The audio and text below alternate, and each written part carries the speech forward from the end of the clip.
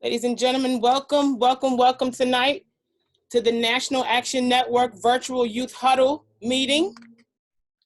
Everyone is on mute for now. I'm going to introduce our speakers and we're going to open up in prayer.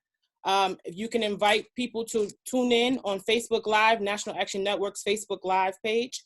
And we will also have this posted on nationalactionnetwork.net for further viewing after we finish today. We're excited about this discussion, even though we shouldn't be having this discussion because justice should be easily attained at this time in 2020. We've been fighting since the beginning of time for equality, and it's an important conversation because it's bleak, but we must remain vigilant, and we must be the voices that we've been waiting for during this time. I'm going to open up with our advisor, Patrice Perry. She's going to open us up with prayer. Patrice Perry. Let us pray. Most gracious and wise God, first we come to tell you thank you.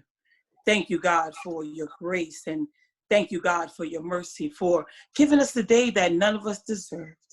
God, in the world where right now nothing is but darkness, we know that you are the light of the world.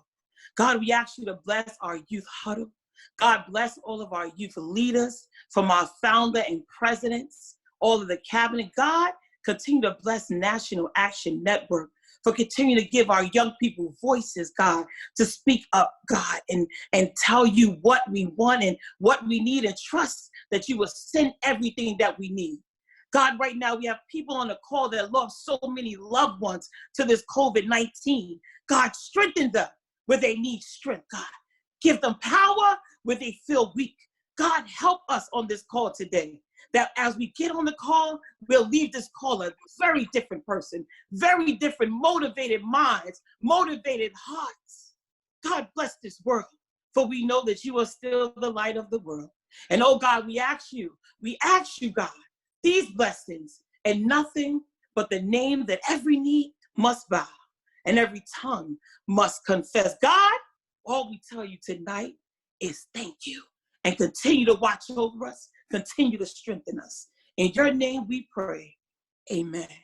Amen, amen. Thank you, Patrice Perry. She's one of our advisors for the National Action Network Youth Huddle. The National Action Network is a leading civil rights organization that was founded by Reverend Dr. Al Sharpton, and we are on the front lines for justice and equality and decency for all. The NAN Youth Huddle is an initiative under the National Action Network, which was founded in 2013. We've been meeting every Monday since then, and we huddle up. Basically, Huddle is an acronym. It stands for Helping and Uniting Dreamers to Develop, Lead, and Empower. And we do just that. Our president is Malaysia Freeman. She's one of our speakers for tonight. Our national youth director is Mary Pat Hector. She's one of our speakers for tonight, hailing from Atlanta, Georgia.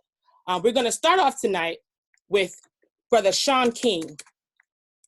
His name speaks for itself. He's an activist, a journalist, and the CEO of the North Star. But before we hear from him, I wanted us to do what we do traditionally. We always open up the huddle with prayer and a Black History fact. And today's Black History fact is about Sean Bell, the police shooting of Sean Bell. Dominic Sharpton Bright, who is vice chair of NAN Youth Huddle and the national membership director of the National Action Network, will share the Black History fact today about Sean Bell before we hear from our first speaker, Shaun King. Dominic? Good evening, everyone. Certainly happy heavenly birthday to Sean Bell, whom we will never, ever forget. His story, never forget his family, and the fight that we and so many others fought for in his name. Today, he would have been 37 years old. He was killed the day before his wedding day by police officers in Queens. Bell and a few of his friends were leaving a strip club in Queens as a part of his bachelor party, and this was in the year 2006. Members of the New York City Police Department fired 50 shots in total, with fewer than half of them hitting their intended targets. Sean Bell was struck in the neck and the arm and was pronounced dead on arrival at the hospital. His friend Joseph Guzman was left in critical condition after being hit 11 times, in which 4 of those bullets remained in his body. And another friend, Trent Benefield, also arrived and was in the car and was pronounced in stable condition. The latter 2 were shackled to their beds by police, drawing outcry from many activists across the country. None of the 3 men had a weapon, despite police reporting that they heard one of the three men mention a gun. National Action Network, of course, and President Reverend Al Sharpton was there with the family and said that it was another death in a long line of deaths where police fatally shot an unarmed Black person. When Shaun Bell lost his life at the hands of New York City police officers, we organized and marched to fight for justice for his widow, for his daughters, for his sister, for his parents. We staged many, many demonstrations outside of police headquarters, stopped traffic from the Brooklyn Bridge to the Triborough Bridge, and in other words, shut the city down in memory and honor of Shaun Bell, whose life was tragically taken from us and who was gone way too soon. And so today we remember his life. We remember his legacy and the daughters that he left behind who are growing up so beautifully. And we remember his family, his father, William Bell, his mother, Valerie Bell, and his sister, Dolores Bell, who are continuing the fight for justice and continuing to uphold this young man's legacy. And we stand for Shaun Bell as we have from day one, and will continue to stand for Shaun and the rest of the Shaun Bells of the world who were taken from us tragically at the hands of injustice. God bless you, Shaun Bell. We love you. Long live Shaun Bell. Thank you, Dominique. Speaking of Shaun Bell, as Dominique mentioned, Reverend Sharpton was one of the leading voices to bring attention to this tragedy. This was the time before social media, before we seen videos go viral, and it was easy for people to believe that racism was happening on the daily. A lot of people thought racism was over, prejudice was over, shootings were over after Barack Obama became president, but that is not the case. We are in a dangerous time. But it's a transitioning time because it's time for us, leaders like us, to have step up and continue to step up and help young people behind us raise their voices, organize, and mobilize. Shaun King is one of the leaders of this generation. He has taken social media activism and to another level. The time when we used to look to the news for information, a lot of people look to Shaun King's timeline for what's happening in the social justice world. They look to him for the facts. They look to him for basically steps on how to mobilize. So it's an honor for me to introduce Shaun King. And yes, of course, when you are a leader, you get a lot of backlash because you're in the front. So you catch all the wind. You catch everything. So we're not here to talk about controversy. We're here to talk about what he does, the work on the ground, every day, daily. You can see his work. His work speaks for itself. His videos, his social media page. I would like to introduce to the Huddle, Shaun King. Sorry. I have to unmute him and welcome him to share his voice. Shaun King.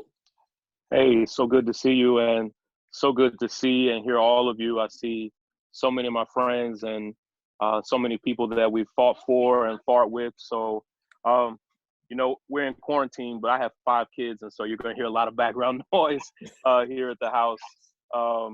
My house is a youth huddle, and we have kids from elementary school, middle school, high school, and college, and so our house stays noisy. They're trying to stay quiet, but it's my honor to be here. The family of Ahmaud Arbery lost Ahmaud on February 23rd, and it was right before the pandemic really took over our country and the world, and his family was lied to on day one.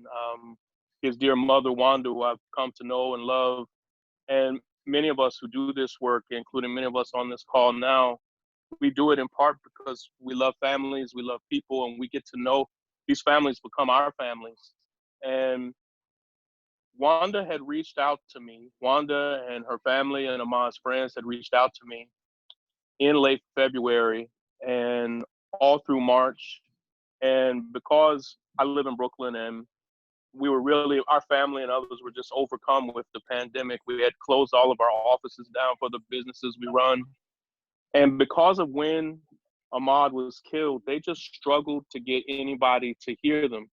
And I want to start there because a lot of people mistakenly call many of us who are here like a voice for the voiceless. And I reject that. Wanda Cooper has a voice. Ahmaud's family has a voice. They just are unheard. And nobody is voiceless. We're here to amplify their voices and to amplify their calls. But on the day Ahmaud was murdered, police came to her house and told her that Ahmaud had burglarized the home and that the homeowner shot and killed him. And she was devastated. And there was a part of her, of course, that didn't believe it. But at that moment, she was primarily just in a state of shock that her son, who was her baby, had been shot and killed. It took that family, before any of us knew them, it took that family a few weeks to understand that there was some type of conspiracy at play, that neighbors and police and prosecutors were all covering for one another.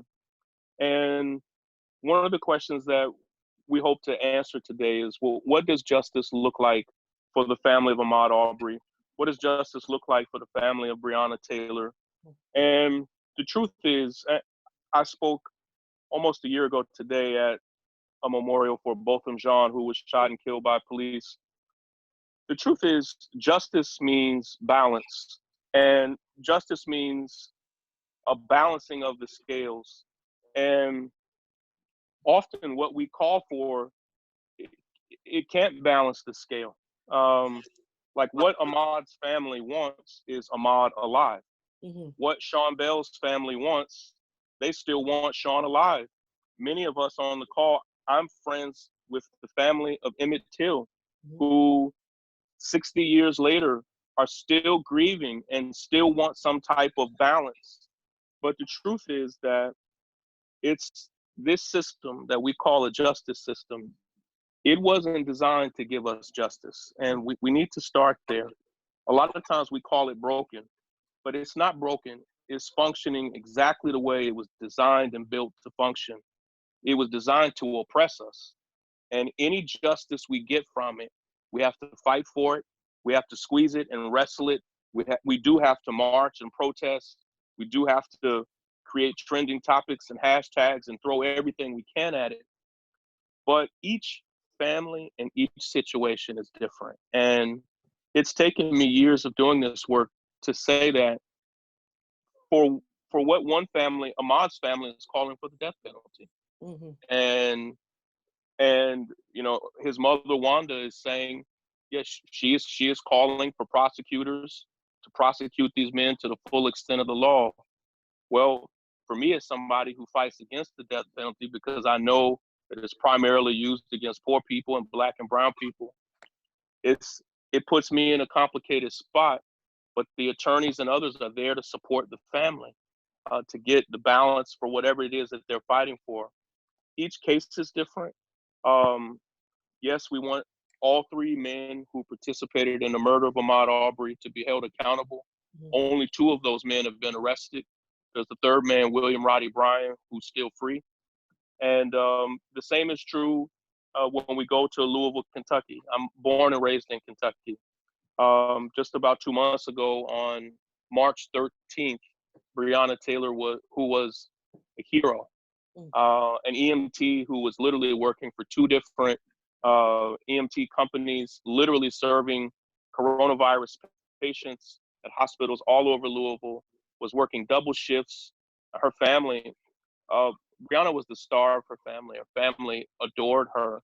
And if you see her, she is so relatable. Like, we all know someone like Brianna that we know and love. And Brianna, in the middle of the night, was in her home after working a long shift, was literally in a deep sleep when they heard someone, they assumed someone robbing their home. If you've ever been robbed, or if you've ever had a moment like that, it takes a while even for your brain to even understand what's happening. All they heard was something slamming on their door. Police barged into their home and fired over 30 shots. I've had a chance to study over 400 photos from the apartment, and they didn't intend on anybody coming out of that apartment alive. And they fired in every room, in every direction. There were bullets found in 3 different apartments, the apartment to the left and to the right of her. And we have to talk even about no-knock warrants. Mhm. No-knock warrants are applied almost exclusively in Black communities. They don't use no-knock warrants in affluent communities and white communities. And even that no-knock warrant was unjust. There were Shaun, no drugs in the, for the youth, can you explain what a no-knock warrant is, please? yeah. So many of us all over the country believe that no-knock warrants should be banned in general. No-knock warrant is when a police force of some kind gets permission from their supervisors and a judge to barge into someone's home without announcing themselves or without knocking. Those warrants are universally dangerous. I have seen babies be killed when no-knock warrants happen, infants, children. I have seen grandparents. I have walked with people who lost their grandmother, grandfather, husband, wife. Police barge into the home. It's dangerous for the police. It's dangerous for the neighbors. They're ridiculous. Had Brianna and her boyfriend Kenny, and my family and many of us are close to Kenny's family. Kenny's a wonderful man. Brianna's family loved Kenny, and Brianna and Kenny were in love. Were planning to get married. They committed no crime, broke no law. There were no drugs in the apartment. But let's say there had been, it would not have warranted anything like what happened. Right. And that's why we say the war on drugs is not really a war on drugs. It's a war on people. It's a war on Black people. It's a war on our communities. It's a war on our families. Drug use, drug sales haven't gone down. Well, how we call for justice for Brianna Taylor is different than how we call for it for Ahmaud. And so sometimes we try to apply the same standard to each case. We're working with Brianna's mother, Tamika, and Kenny's family. Kenny was charged with attempted murder, which is a farce. He was just trying to protect his home. We're calling not only for those officers to be fired. Mhm. I see my dear friend Emerald on this call. We called for years for the officers in her family's case to be fired, Yes. which is the minimum. That's a starting point. Right. We're also calling for these officers to be charged. Just today, Louisville announced that they are making drastic changes to no-knock warrant policies, in part because of the pressure. That's not enough. It's a start, but it's not enough. What we are really calling for, yes, is immediately for people to be arrested, charged, held accountable. But we're also calling for deep systemic change so that we don't have to have this conversation on heavy rotation every 20 days, every 30 days. Like what I've seen over these past few months is that we've been pushed too far, and we've been asked to endure too much injustice. And what I said in Georgia with Ahmaud's case, and it was controversial at the time, but it's just true. You know, Black people have 360 degrees of emotion like anybody else. And I had so many people coming to me and saying, like, Shaun, I'm ready to kill these men. Right. And that's a natural human emotion. What do you say to that? What do you say to those who try to take justice in their own hands? Well, I had literally so many people, good everyday people, come to me and say, Shaun, we're ready to do this. Mm-hmm. And first, I think it's a natural human response. I don't reject it. I understand it. It's the rage. Any of us who've ever fought for people who've experienced grave injustice have felt that sense of rage in our heart. I've asked each person who comes to me like that to say, not no, but please give us a chance to try to get justice through the system in every way we know how.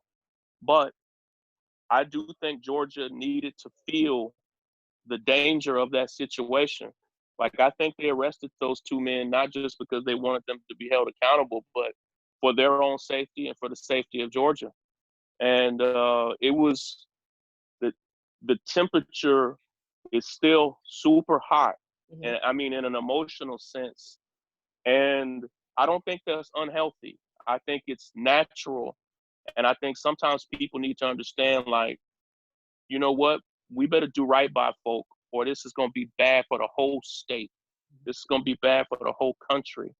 And I don't think people were selling wolf tickets there either. I think it's the anger and rage over this situation is real. And, Ashley, me and the attorney, Lee Merritt, for the family, Lee and I went to Morehouse together. We've known each other since we were teenagers over 20 years ago. We were sent the horrible video of Ahmaud's murder, and nobody had seen it. It had not gone public. And when Lee and I saw the video, we both broke down. I mean, we were emotional. It was just as bad as we had imagined, but worse. And we consulted with the family and others just on whether or not we thought releasing it could get us closer to getting justice for the family. But I wanted to say, I hate those videos. I hate sharing them. I hate that we're in a position where sharing them could help us. It's outrageous that we're in that position. You don't see any videos of people from school shootings. Right.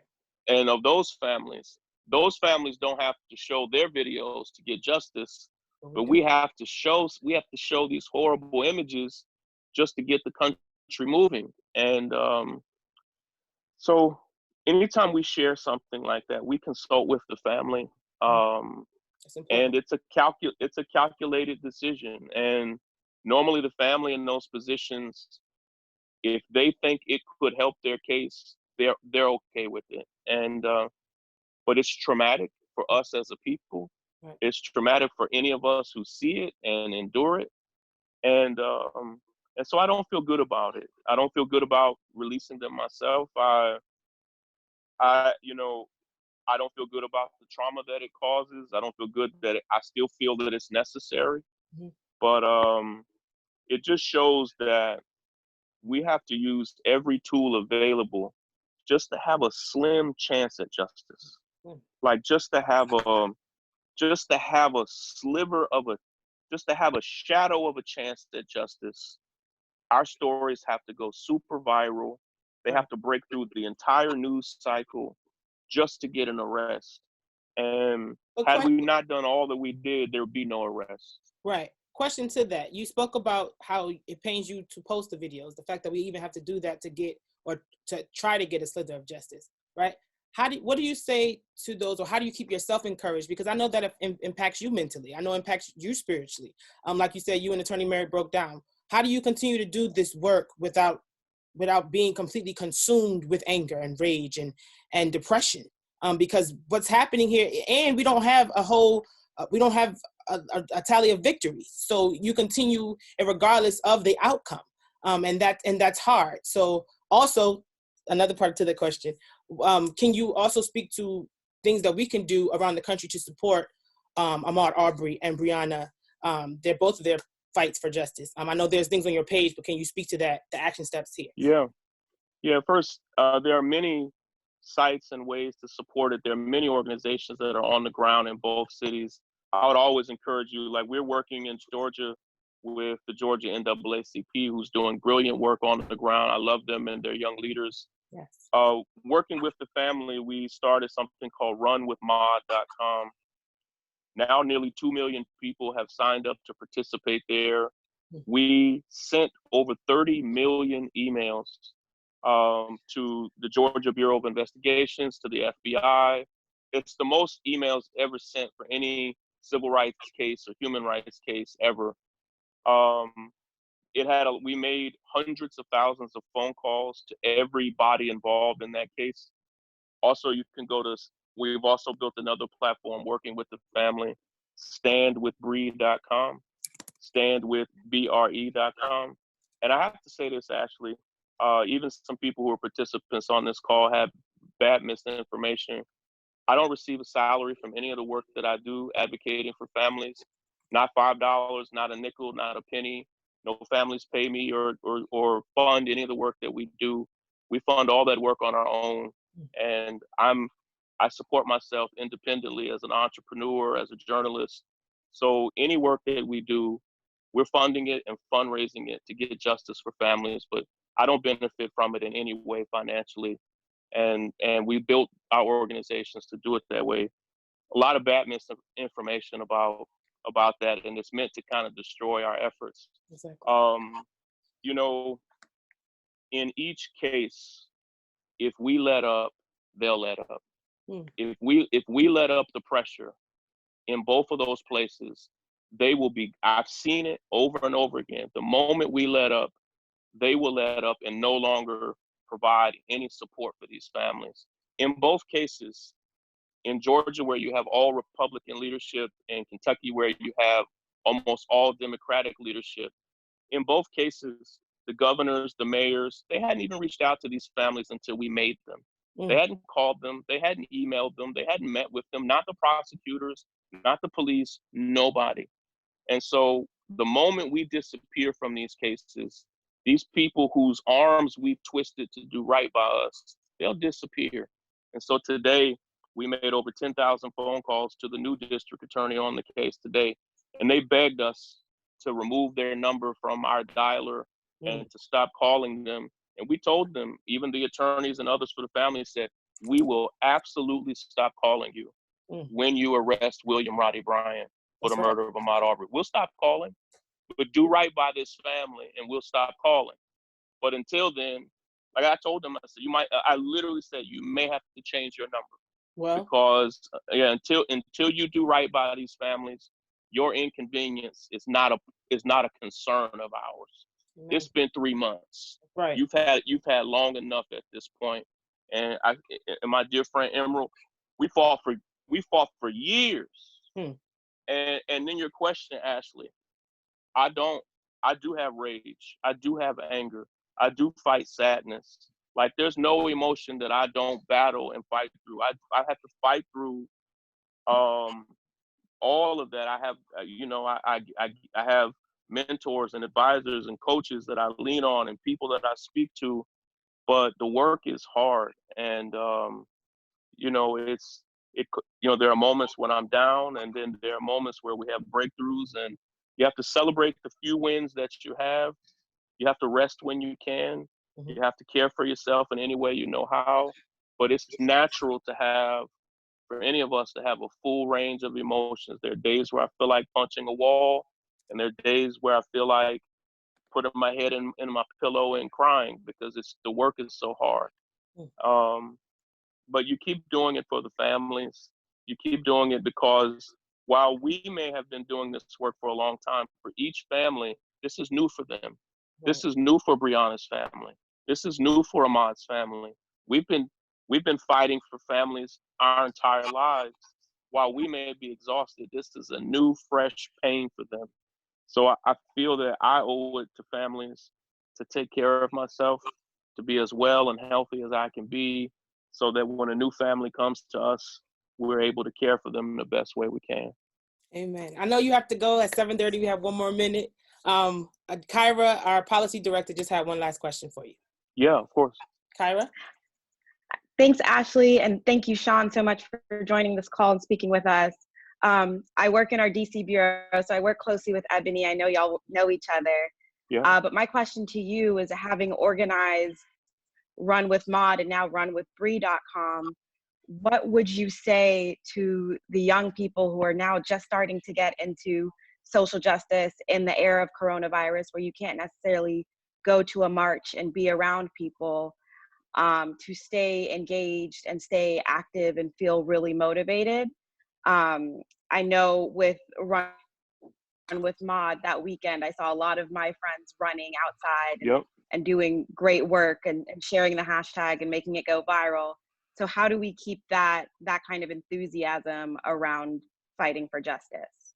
Well, I think that campaign Run with Maud is an example of what happens when we organize smartly together, when we put aside differences, when we put aside style and just say, let's all get behind this family. Over 500,000 people all over the world ran for Maud that weekend. And I saw people saying, well, what does running do? Well, we wanted people to be able to feel like they could even use their body as a form of solidarity, which is hard to do during the pandemic. We also wanted to give people an outlet to relieve some of the pressure and tension that we saw rising. people were grasping for straws at what they could do. And we just wanted people to feel that they were honoring his mother. It was Mother's Day weekend. Ahmaud was born on Mother's Day. She was immensely touched by it. Sometimes we have to think, like, sometimes you can look at the big picture and you can say, you know what, this isn't going to do a damn thing to help. You look at the big picture. White supremacy is still here. Systemic inequality is still here. Mass incarceration is still here. But for a weekend, we brought joy to a mother who lost her baby. For a few weeks, we caused her to go from being hopeless that nobody would even listen to her to now feeling like the whole world is listening to her. And now something has happened in Brunswick that Brunswick has had lynchings before. Lynching is not new to the Deep South, but no white men have ever been arrested for it in Brunswick or in the surrounding counties. So for Black folk in South Georgia and Brunswick, they've gotten to see, like, this is what can happen when we unify. I think there is a chance that we could come out of this pandemic more organized and more unified and more together than when we came into it. We organized that campaign on a shoestring budget, but we were smart with the data. We've tried to find ways to connect to people on a personal way. It took a lot of work, but everything we did with the Run with Mod campaign could be duplicated in any way. And so I encourage people to study the website, study the social media campaign and stuff behind it. I would, to anybody who's watching, if I can ever make myself available to support you, to support your cause, to support a campaign that you have, let me know, even if it's just behind the scenes with tips and advice, and we'd love to help. But I'm rooting for you and for our young people. When we organize, we give ourselves the best chance at victory, the best chance at progress. We won't always win when we organize, but we will always lose when we don't. And we have to find the smartest ways to organize, to out-organize those who mean us harm. And that's what we're doing here. We're thinking smarter than those who mean us harm in Georgia, in Kentucky, and that's how we have to do it. Amen. That was excellent. Yeah. Thank you, sir. Thank you for everything. Yeah, love y'all. Follow Shaun King on all social media to keep stay up to date, and support standwithbree.com, runwithmod.com, and support the North Star. God bless you, King. We have you. Got your back, and you have our support. Thank you. Always. Take care, y'all. Next, we will hear from our National Youth Director, Ms. Mary Pat Hector, who is from Atlanta, Georgia. Ahmaud Arbery was killed in Brunswick, Georgia. So she is on the ground, always on the ground. She's also on the ground nationally. And we want to hear from her what justice means to you. Ms. Mary Pat Hector. Mary Pat? Mary, sorry. Okay. Perfect. You know, one of the things that Shaun mentioned was, of course, this case happening in Brunswick, Georgia, and really the fact that Georgia was afraid of the backlash. A lot of people think about Georgia, only think about Atlanta, and while Brunswick is predominantly African American, I mean, it's just west of Valdosta. And, you know, we did a lot of work with the Kendrick Johnson case, and the fact that Georgia is still the South. And there's still an aura and an energy outside of the metro Atlanta area, from a person who has family that grew up in Daugherty County in really South Georgia, and what that means. So I heard about the Ahmaud Arbery case. Honestly, Ashley, being from Georgia, this is not surprising to me. It's just sad that it had to happen. And so I'm just in a state of shock, because normally when we've worked on these cases, you really never feel like it would happen just so close to home, but it has. And I kind of feel like, you know, a lot of people are doing some amazing work in organizing. And I know that it would look a lot different if COVID was not a thing right now. But justice for me would, of course, be a conviction. I am not one who believes in the death penalty, an advocate for the death penalty. But what I will say is, I believe that we need to see justice, not only in the Ahmaud Arbery case, but also in the Brianna Taylor case. It's just time for justice to be served. And right now we are in a space in our country where, of course, we're divided, blame our leadership, not only the leadership in Georgia, but the leadership in our country that has been nothing but divisive amongst people, specifically people of color. However, I am hoping that the state of Georgia does what it's supposed to do and needs to do and convicts these gentlemen. That's what justice for me actually would look like: a conviction, life in jail. That's for me what I see come out of this.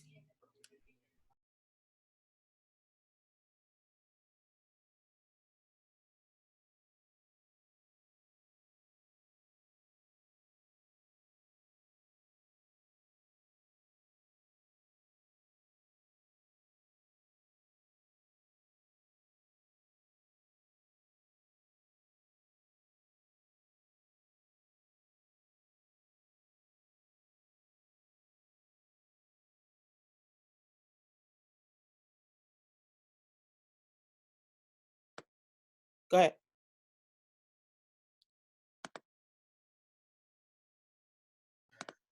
I couldn't hear what you were saying because you were muted. I'm sorry. It's okay. I was asking, basically, I've known you since you were 11 years old. On the ground, you were activist. You probably were being and advocating before then. But basically, you're young. You are a regular person. How do you stay vigilant? How do you stay on the battlefield? How do you continue to advocate without going crazy? You have a little brother, Mason. You have a full family. You were in college. You went to Spelman. How do you stay sane without becoming depressed? You have personal stories where you were personally affected by gun violence. That's how you started your organization, Think Twice.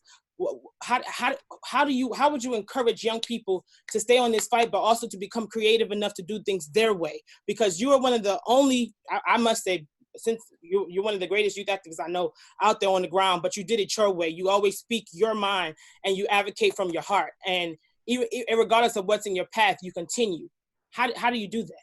So, I mean, honestly, when you think about activism, to say that none of us get depressed would be a lie.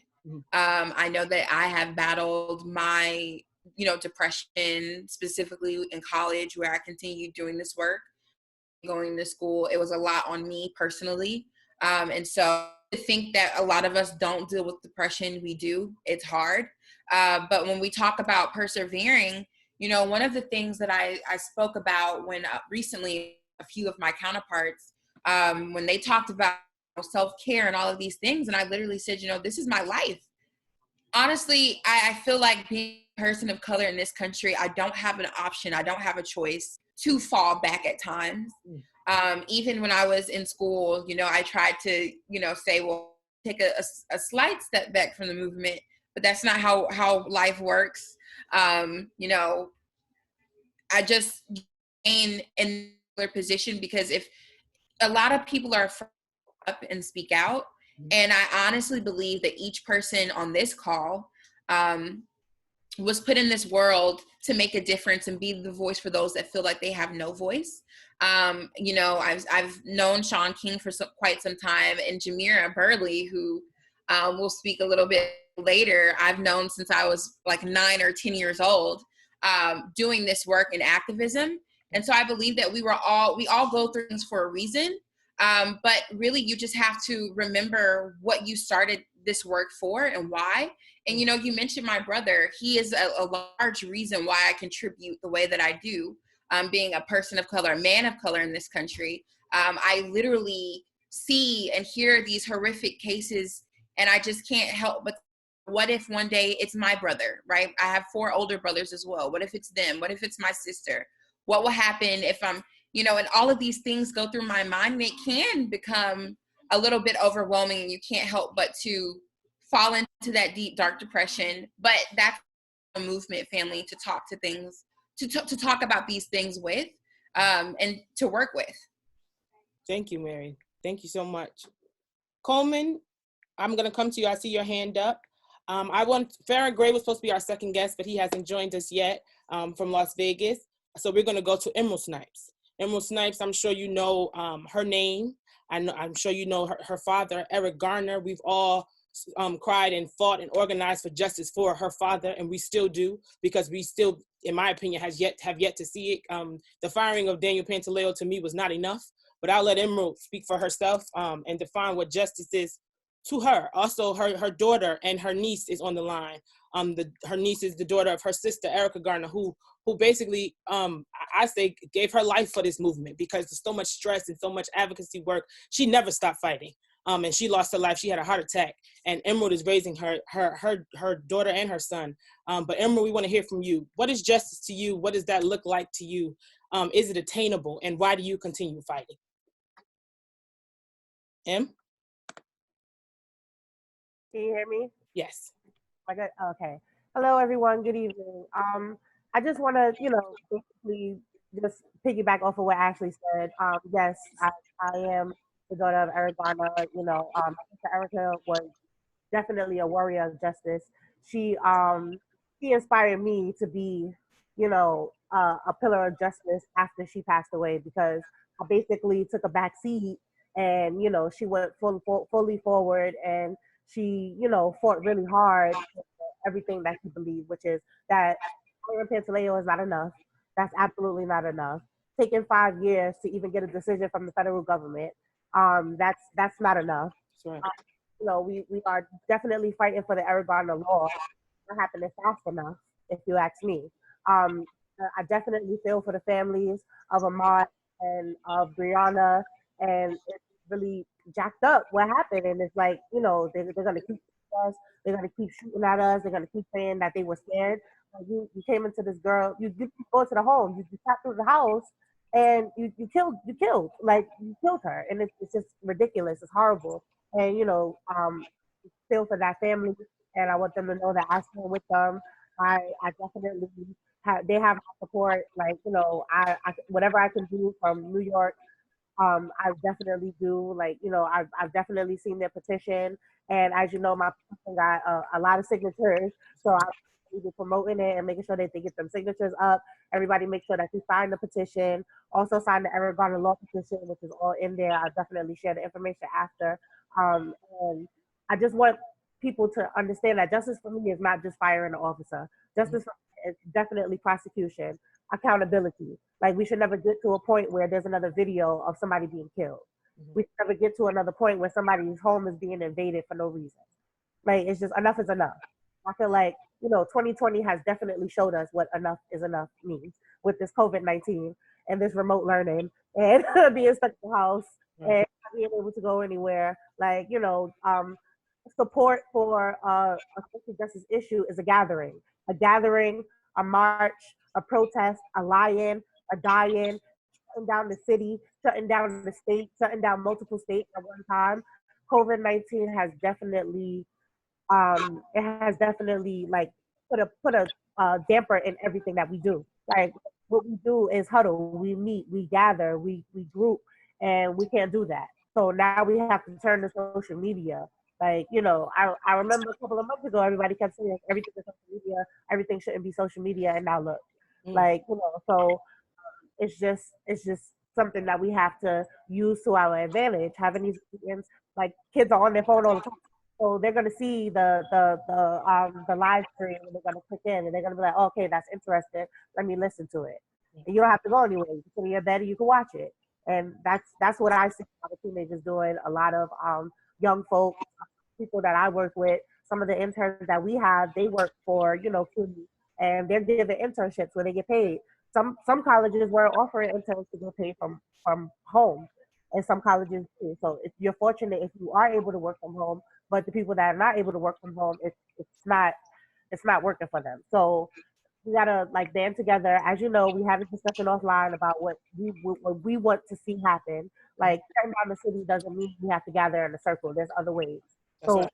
We can organize, we can work together, and we could go and run up to the people, not like in a dangerous way, but basically go up to them and tell them, like, listen, enough is enough. This is what we want, and this is why we're here. It doesn't have to be belligerent. It doesn't have to be foul. It doesn't have to be unorganized. It doesn't have to be uncivil. And it can definitely be a strategic way for us to get justice and justice than just firing an officer. We need them to be arrested. We need them to be prosecuted. We need them to go to jail. Right. So basically, I feel everyone is saying justice is not twofold. There's different steps in justice, and it's hard to just say, boom, what that is. But you've identified actions. You can take actions towards it. You said that you have a petition. Can you give the information for the petition so people can support that? Yes. So change.org. I have a video up on my Instagram and my Facebook, and it has the link, and it has my link in it. But it's change.org Eric Garner Law. And I don't know today of how many signatures we have, but I started the petition so people would know. So there's a lot of information in there. Like, I don't know what's going on with Eric Garner Law, so I'm definitely doing my research so I can get a status update of what's gonna happen, because we don't know which way it's gonna go, because we can't like get all of the elected officials in the room right now because of COVID-19. So we have to be strategic. We have to figure out, what's our next step if we want to get these goals accomplished. Right. Can you add the link? Oh, someone has done it. Someone has added the link for the Eric Garner Law, the petition. Please support. It's in the chat, everyone. Okay. Perfect. Thank you. Also, Emerald talked about the petition and a law, Eric Garner Law. So that's policy. I wanted to bring in, I know Malaysia is next, but I wanted to bring in Kyra. Kyra spoke earlier. She's one of our policy advisors. She's a policy advisor for the National Action Network. She is a young dynamo. She is new to the staff, but she's amazing. She does great work. She knows what she's doing, and she knows how to advocate, and she's a great voice. Shaun King said we shouldn't use voice for the voices, but she's a great voice amongst the chorus of voices for justice. We want to welcome to the conversation Ms. Kyra Valley. Sorry. Kyra. Thank you, Ashley. Oh, you're far, far, far too kind. But yes, I work in our DC bureau, and for me, justice, or like the movement in general, kind of has like three puzzle pieces, right? And like, this is how I think about it. So I think about like the on the ground grassroots organizers who are bringing attention to the cause.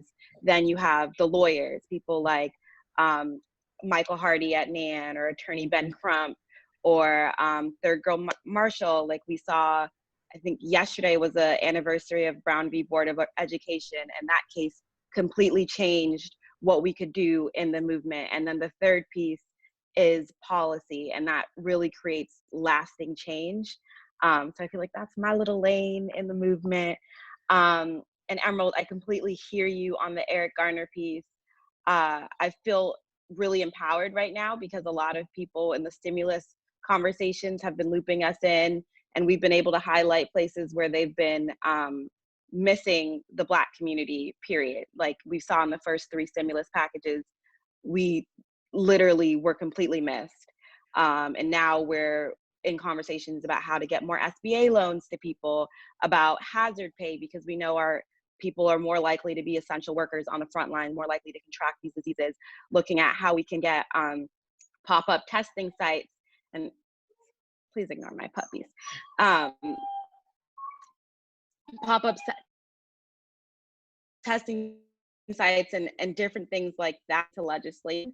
But at the same time, like, that's great, but we don't have the Eric Garner bill. We called for that pattern and practices policing testimony in front of the Judiciary Committee in 2019, and nothing has moved through the Judiciary Committee since COVID started, which is a huge problem because, as we can see, we're still being beat over the head. Right. We're still being attacked in the street, attacked in our homes. They tell us to stay home. They'll shoot us there. They tell us to go outside, social distance.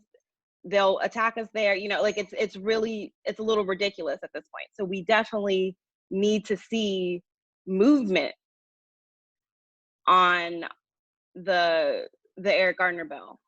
I think that's like a completely reasonable thing to call for. I think legislators, especially now, need to be able to walk and chew gum at the same time. With that said, I think there's also room to revisit Obama's policing task force. I know that I've been hearing in the DC circles that Trump has a policing task force that he's working on, and there aren't a lot of us at the table for those discussions, which is really, really problematic. Obama's task force did a really good job of bringing in grassroots organizations, grassroots organizers, and really talking to the people in the community about what needs to happen, and Trump's just not doing that. And the tone of his is a little bit, people need to respect the police. So we're concerned that they're going to start really honing in on small offenses, like not wearing your mask properly.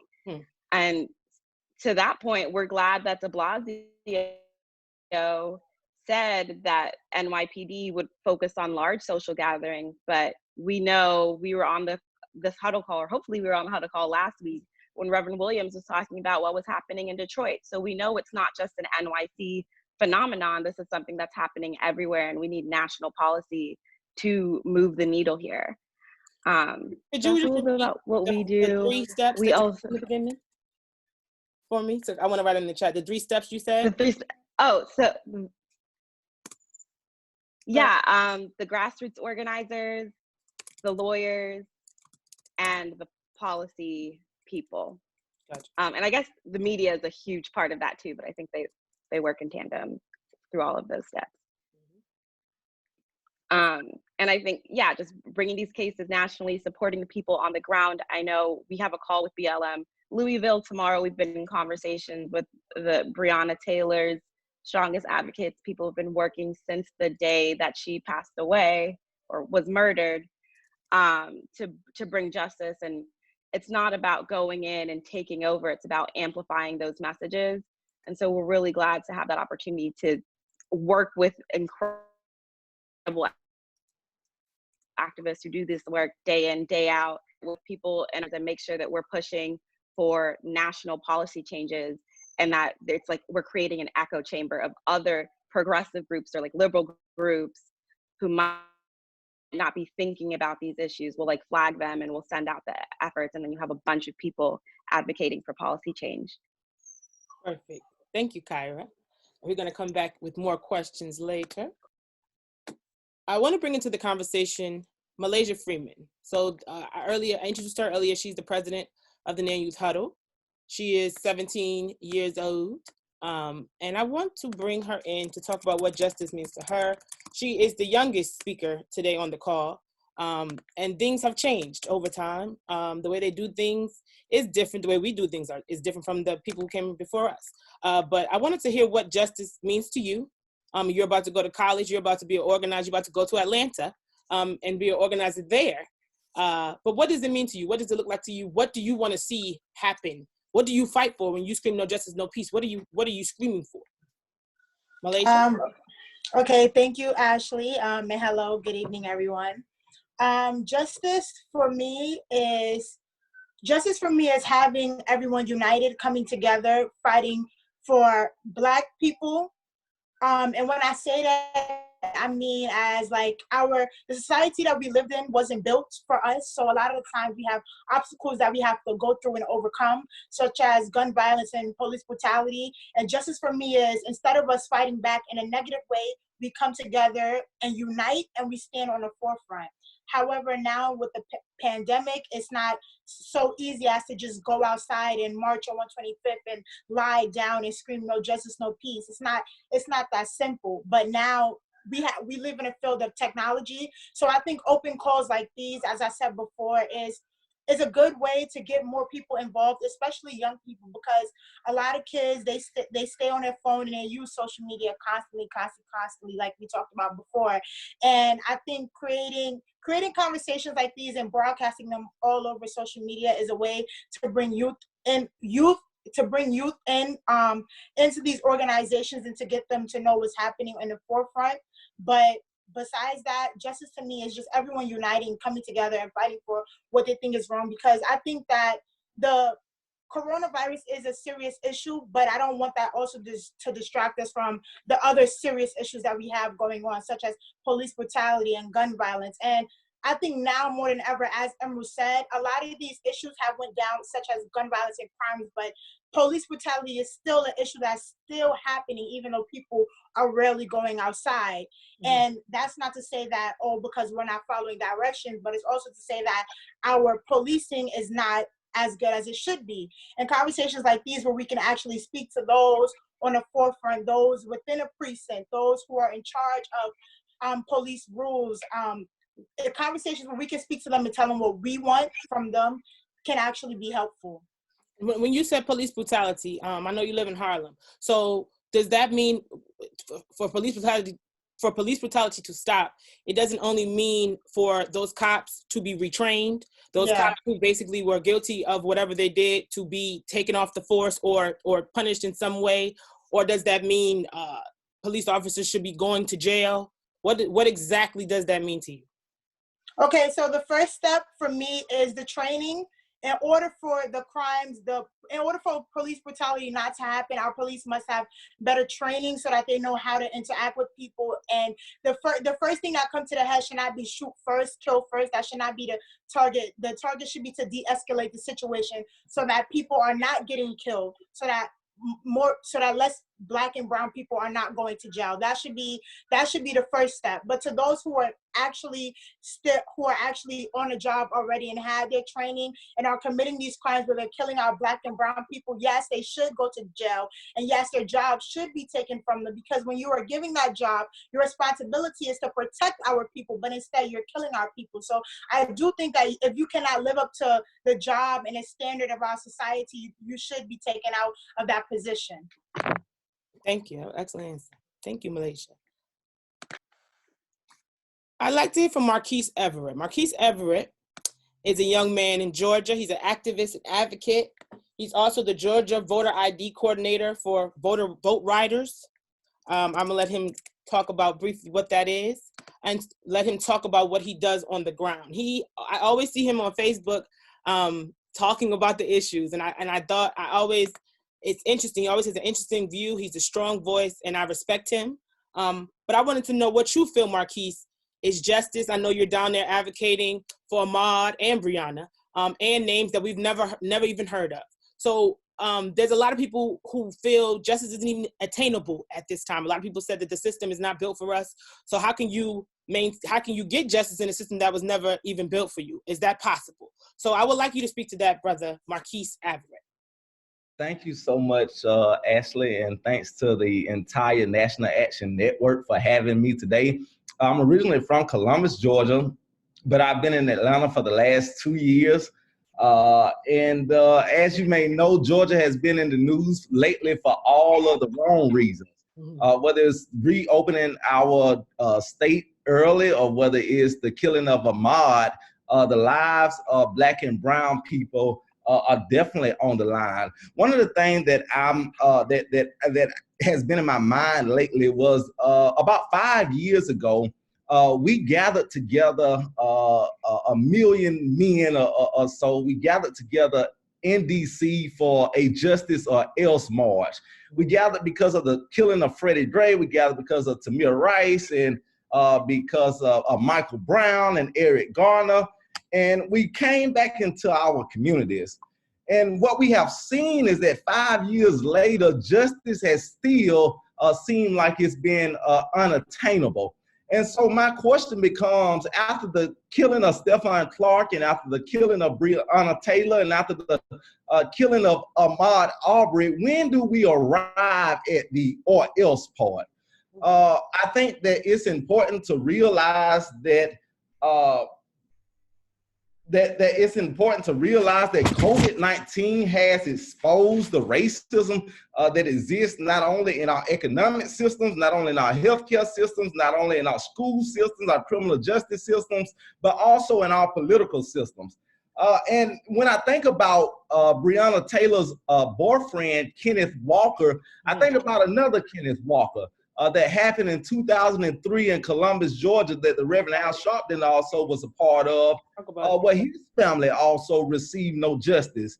It amazes me that we can receive no justice throughout the justice system, but somehow, some way, the city can find some justice in its pocketbooks.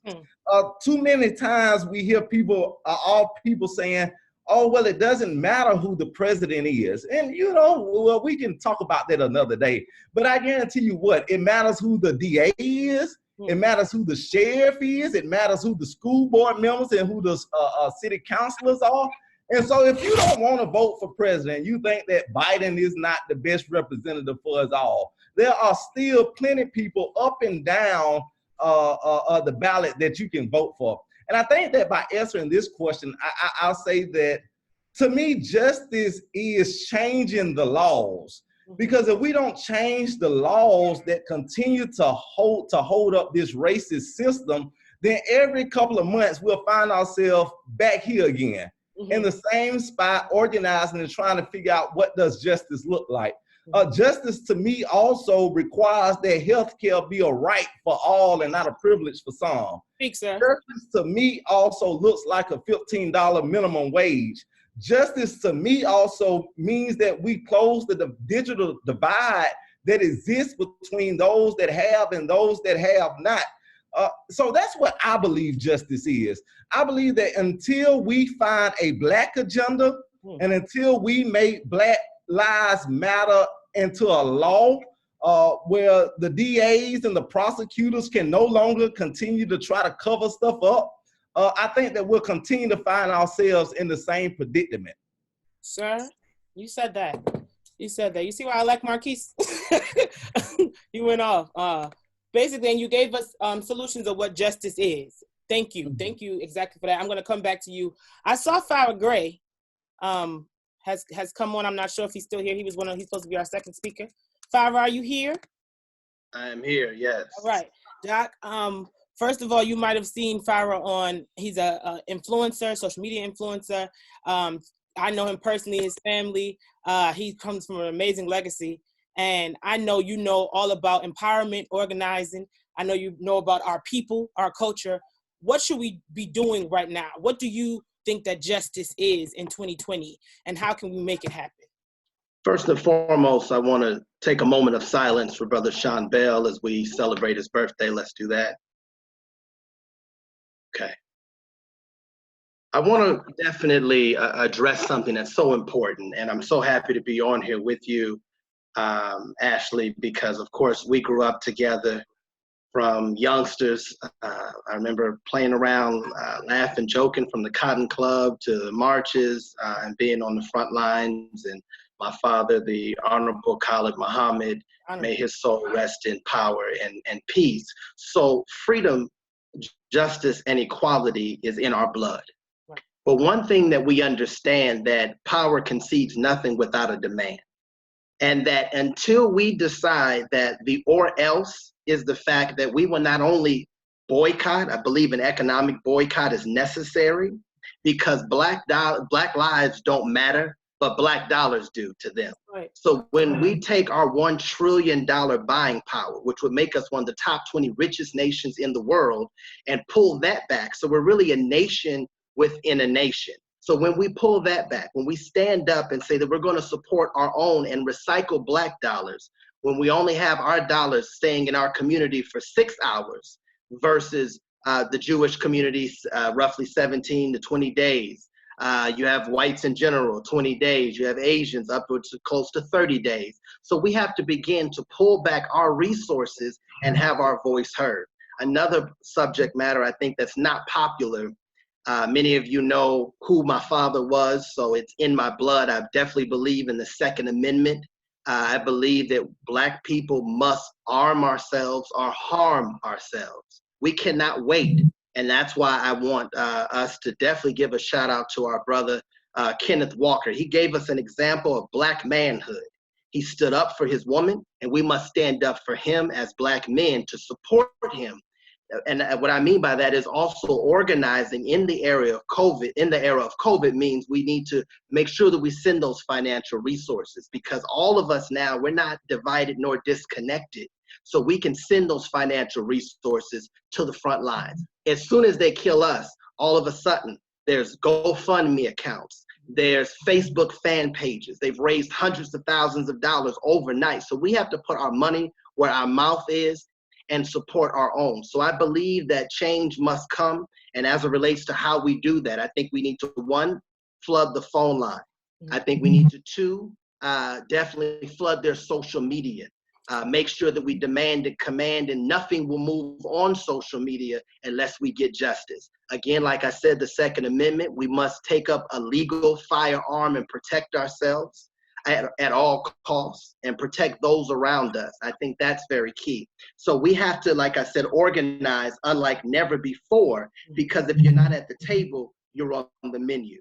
So we have been on the menu for so long. So that goes back to legislatively. We need to vote those out of office as it relates to the district attorney, as it relates to the judges, as it relates to us needing more Black attorneys that can elevate to those levels to represent us in high places as we continue to fight for the freedom and independence of our people.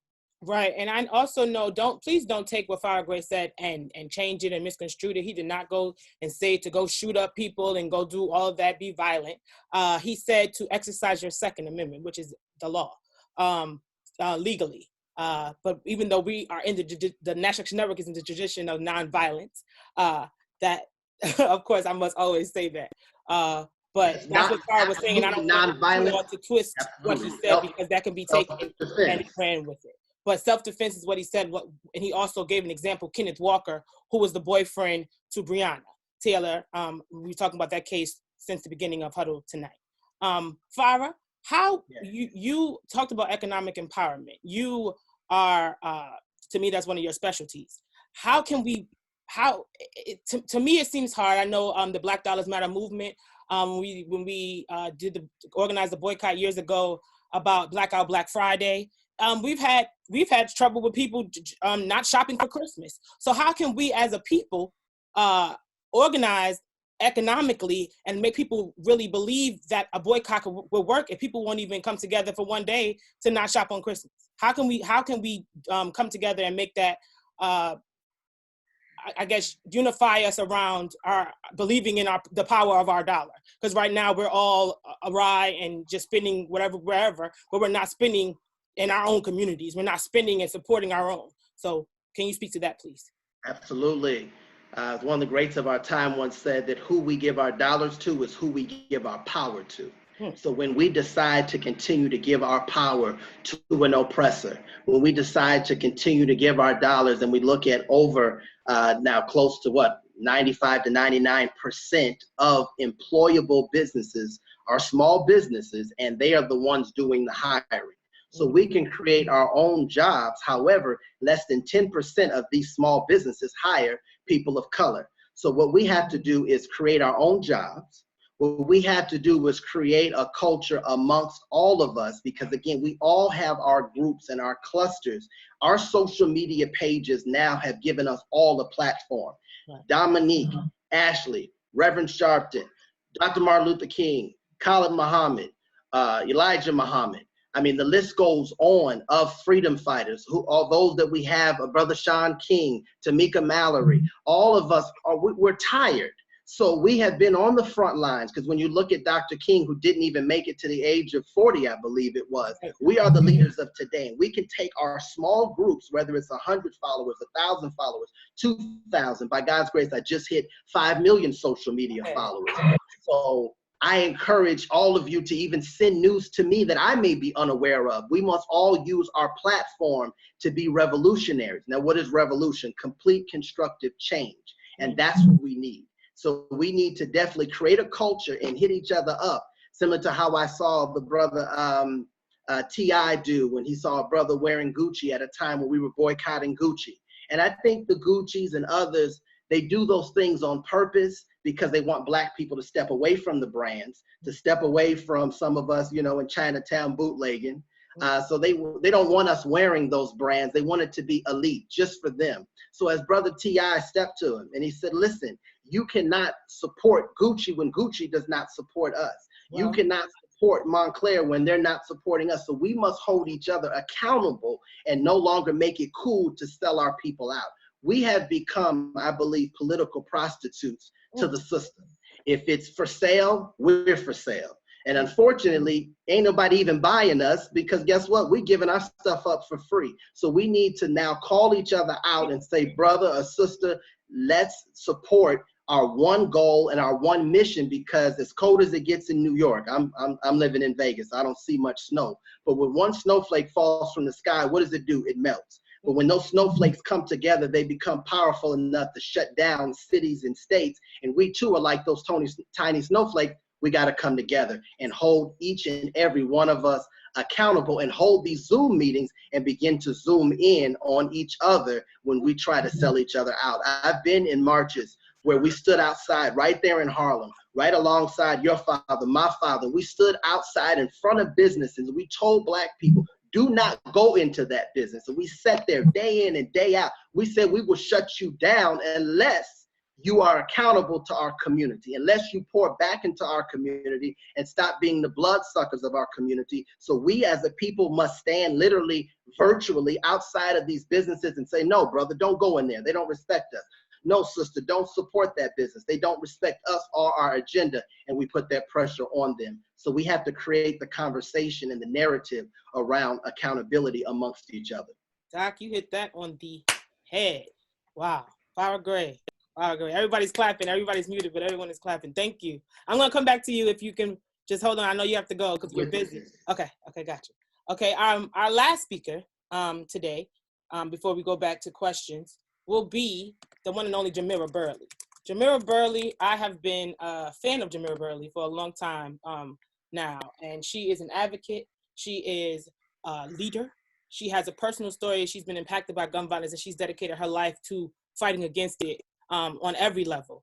I'll let you speak for yourself, sister, but I would love to know what justice means to you, what it looks like when you're fighting for it, what you're demanding, and why did you choose to stay on this path and to advocate and raise your voice? Welcome first of all, if you hear my dog barking in the background, it's just because he agrees with this meeting. But first of all, I would like to thank both Ashley, Dominic, and Mary Pat, who have continued to invite me into the circle of the National Action Network over the last few years.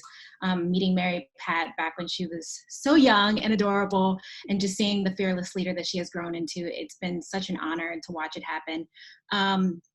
I grew up, for those who don't know, I mean, I grew up in West Philadelphia at the height of the war on drugs, drug epidemic that was happening in Philly. And it wasn't until a little bit later in my teen years that I saw and learned more about the MOVE bombing that happened not far from where I grew up. And through learning about the MOVE bombing, which for those who don't know, it was the only time in US history that American soldiers dropped a bomb in a residential area, that being a Black community, and killed dozens of people and injured and destroyed houses in that neighborhood. And it reminded me how Black folks' bodies and lives are not valued, because that was even done by the first Black mayor in Philadelphia. And I think over the last decade since being in this space, witnessing both my brothers, my parents kind of become victims of the criminal justice system and losing a brother due to gun violence, it's a reminder that for me, justice will always be when Black folks don't have to validate our existence, when Black folks don't have to explain why we're important, why our rights should be elevated and supported, when Black folks don't have to say that Black lives matter. And so every single day it's about how do we reaffirm that we're human, that we are important, and that we should be at the table when decisions about us are being made.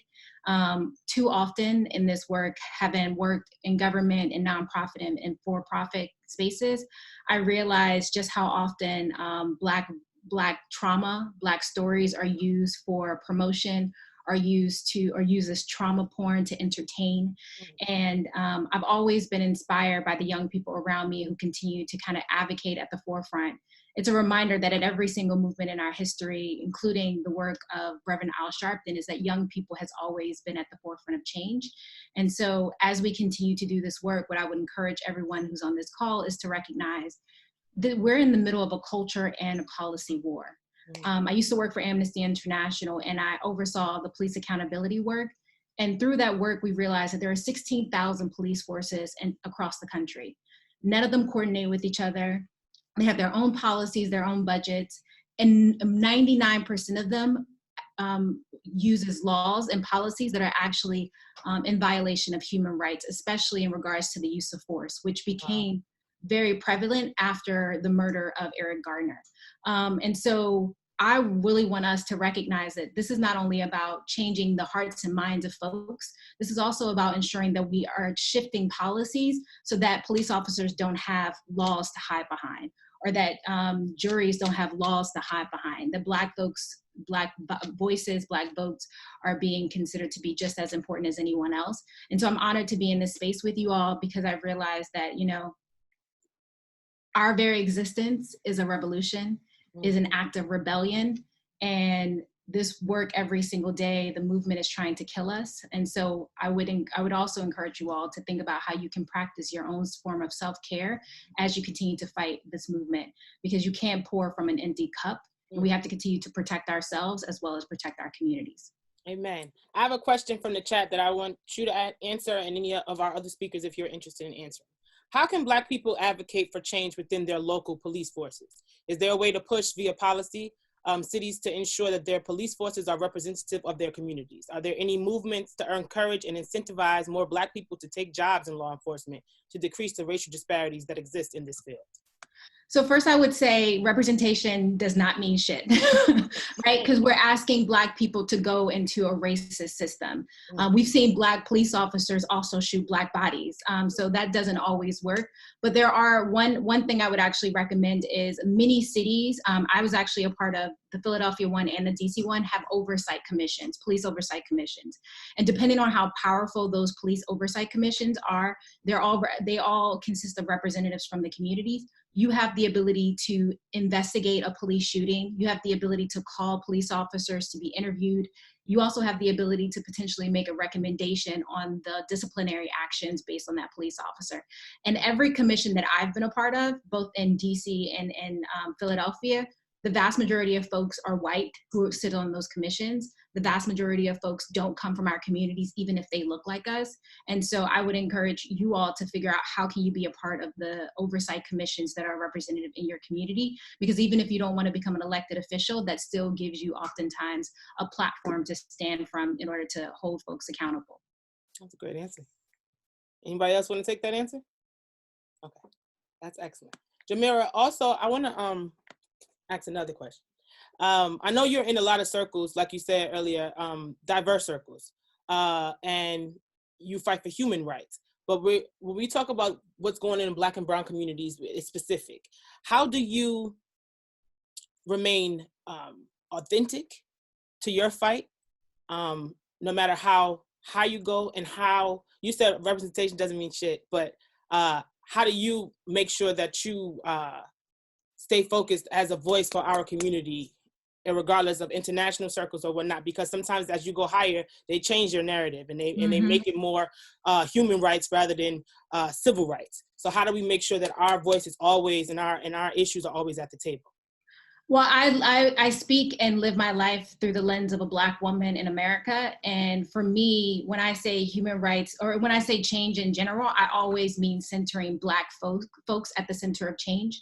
Because when you think about what real change looks like, it has to happen from the bottom up and not the top down. So if you're going to create policies and practices that are going to specifically transform communities, it has to be with those who are most impacted in mind. And Black people have to be at the center of change. More specifically, Black women, more specifically, trans Black women.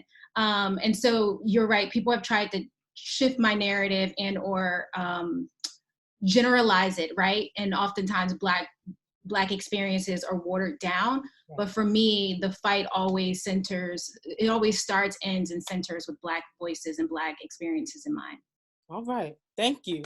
I'm gonna come back. I have one question for everyone, all of the speakers. But I noticed, I think Kevin McCall joined us. Is he still here? Nope, maybe not. Okay, well, I know he was on the ground fighting in New York City against police brutality that we were seeing as far as social distance enforcement. And recently, Mayor de Blasio, he did Rev Show, Politics Nation, he announced that police officers will no longer be enforcing social distancing. I just wanted to know, considering what we saw, the viral videos that we've seen, and that's good news, that was a good decision on his part. But at the end of the day, what happens to the child who was impacted, who saw his mother getting abused basically by cops for no reason because she couldn't breathe through a mask? What happens to the young people who were basically arrested and treated like animals and who probably have nightmares for the rest of their lives and look at cops wrong because they were treated unjustly? What happens to those people? Do we consider what de Blasio did justice? Do we consider that, what do we feel about that? Honestly, let's speak about that. Because I'm in New York City, a lot of us are based in New York City, and just because this, they've taken cops out of it, I don't know if that's gonna change what we're seeing. Because at the end of the day, it's getting hotter, and as we all know, it gets hot, everybody comes outside. It's gonna be harder for people. People are not gonna be social distancing, and we need to be enforcing that. I'm not preaching that. We need to be practicing safety measures, but at the end of the day, this is reality. It's gonna be an issue in New York City, and who's gonna handle it? Can we speak to that? Jamil? Sorry. It's so interesting that you said that, because someone, my boss, my white boss, asked me what was one exciting thing that happened this weekend. And I was like, ironically enough, I was walking through the park in Harlem and police were handing out masks. So hopefully that means they're not arresting Black people unnecessarily. And it reminds me that oftentimes our bar is so low with what we consider to be justice. But to your point, I know young men who have been pushed up against cars at least once a week their entire childhood. And the trauma that it entails is generational. And so, no, I don't think what de Blasio has done is any form of justice. If anything, I have many words to say about de Blasio. But what I will say is that he has to find a backbone if people are going to start taking him seriously. Oftentimes he likes to use the card that he has a Black son.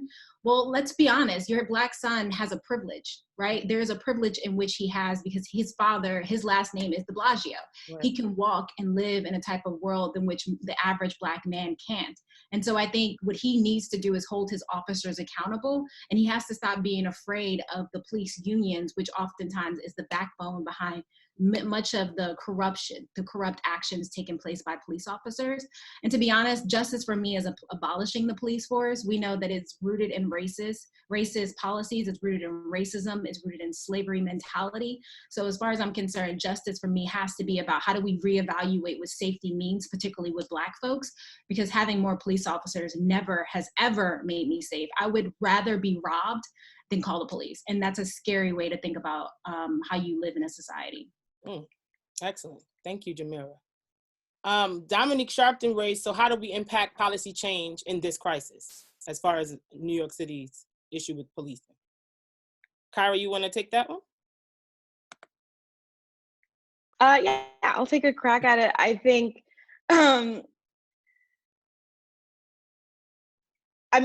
first to the first point, I don't think him saying, or de Blasio saying that we're not going to continue to police these communities in this way is justice. I think the root cause needs to be addressed. I still have questions about why they were downtown passing out masks in the park around like Washington Square or wherever they were, but in Harlem, you're ramming people up. Like, that's crazy. So I think that needs to be addressed. I think when we're talking about how policy can happen, we need to collect the data. We need to bring them the receipts of what we're seeing on the street, and make the calls. Call your local council members, call your assembly members, and let them know that this is not okay, and let them know that out of office unless they start advocating for you the way they're supposed to. Because I think what these public servants don't understand is that they work for us too. The police officers work for us too. So until they know that when they are supposed to protect and serve, that means protect and serve everyone. And when your assembly members, your council members say that they're your representative, your elected official, that means that they're supposed to represent you and your interests in those legislative bodies, then we're not going to get anywhere.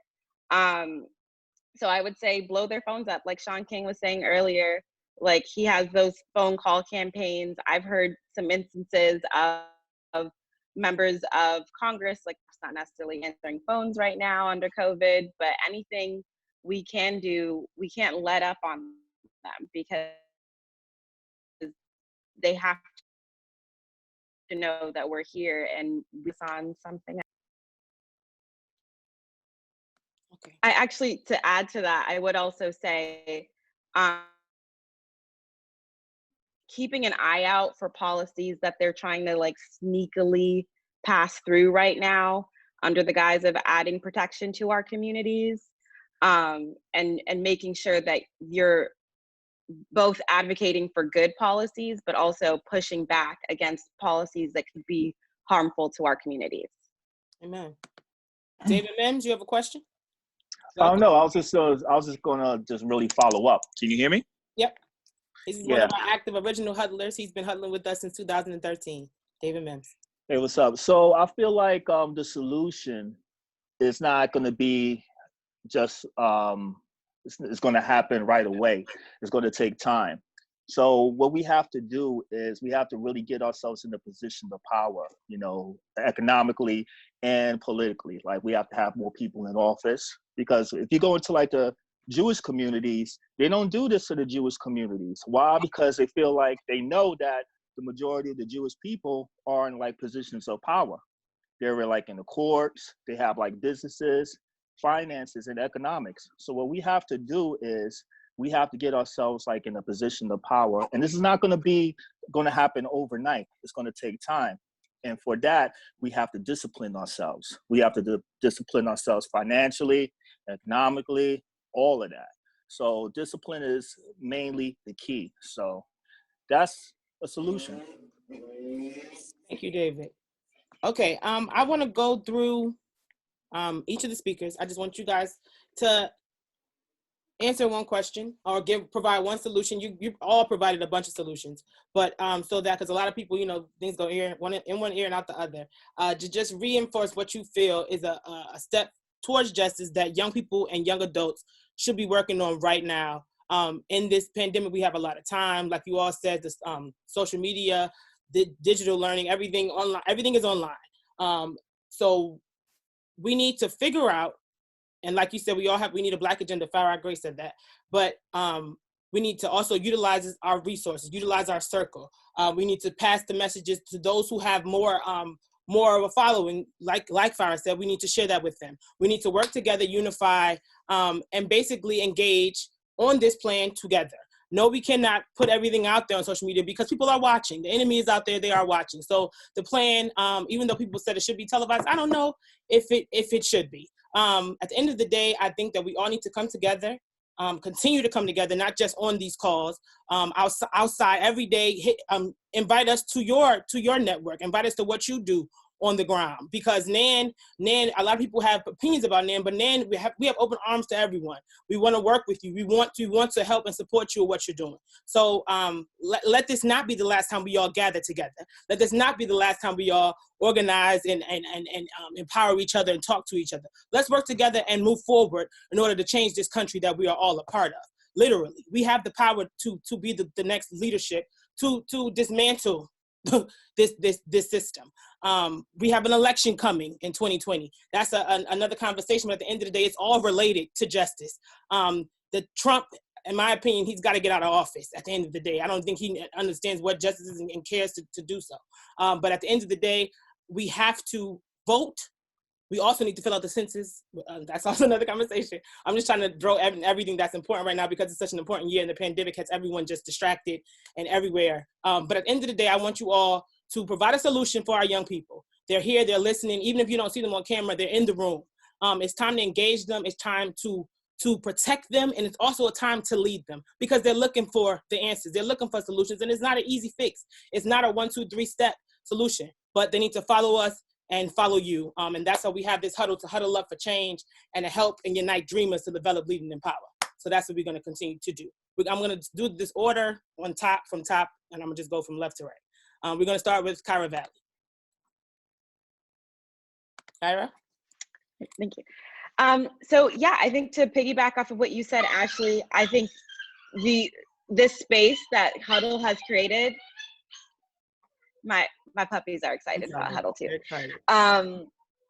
The space that Huddle has created is so important. It's one of my favorite parts about NAN. I say this all the time to you, but NAN really builds pipelines. Like I saw one of our former DC Bureau interns in the chat. And so just connecting with leaders, connecting with people who are maybe even just a couple years older than you, who can train you about how to think about these issues, you can bounce ideas off of, and really think about how you can engage to make change. Like staying connected during this time especially is so important. So I really think these every young people an opportunity to join, and that mentorship, that guidance, and that space to express themselves fully is so important. It's what's going to bring us over. Thank you, Kyra. Farrah, let me unmute you. Take us home. Yes, thank you, sis.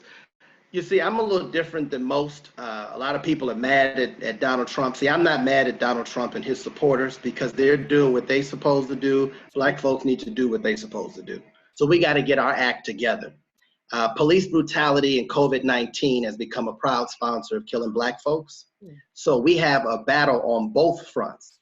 And the police department thinks that they can arrest themselves out of this, arrest America out of the pandemic, when the problem is so much deeper. What is the real problem? As your father had mentioned in several speeches, that a pre-existing virus that we've been dealing with has been racism. So my advice to this generation is that we need to focus on, as we are wiping down surfaces and washing our hands, we need to wipe out and wash down racism, institutionalized racism, hatred out of the hearts and minds of people all over the world, and make sure that we create a culture that no longer tolerates oppression, and that we all band together, everybody, not just jogging for Ahmaud, but taking action, not just posting, because I don't believe that a post should really replace a movement. That would be my advice to this generation, for us to wipe down and wash out the pre-existing virus, which is racism. Amen, Doc. And how can people get in touch with you? Farrah Gray, what's your website? I'm Farrah Gray everywhere. Okay. FARRAHGRAY. Facebook, Instagram, Twitter, everywhere.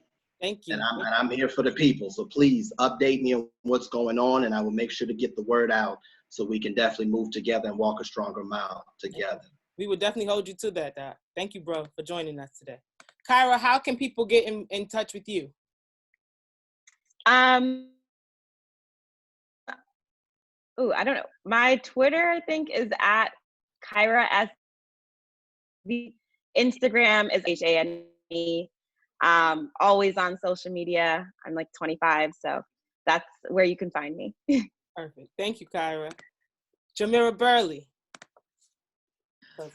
I would say, oftentimes people say they don't do politics. Well, politics do you every single day.